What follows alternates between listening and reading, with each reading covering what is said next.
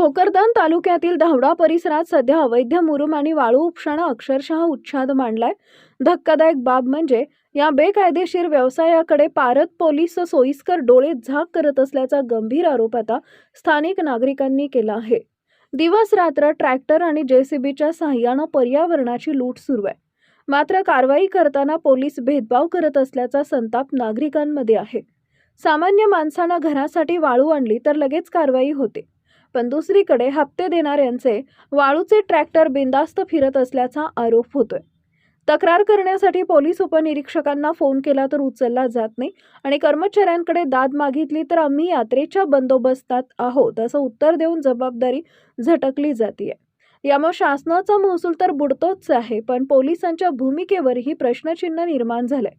आता या प्रकरणात अखिल भारतीय भ्रष्टाचार निर्मूलन समिती वरिष्ठ अधिकाऱ्यांकडे धाव घेणार असून आंदोलनाचा पवित्रा घेण्यात आला आहे। आता तरी वरिष्ठ अधिकारी या प्रकरणाची दखल घेऊन दोषींवर कारवाई करणार का, याकडे संपूर्ण तालुक्याचं लक्ष लागलं आहे।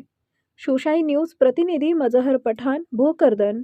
ताज्या घडामोडी जाणून घेण्यासाठी शिवशाही न्यूज यूट्यूब चॅनलला सबस्क्राईब करा। आपण हा व्हिडिओ फेसबुकवर पाहत असाल तर फेसबुक पेज फॉलो करा आणि शिवशाही न्यूज.com या आपल्या वेबसाईटलाही भेट द्या।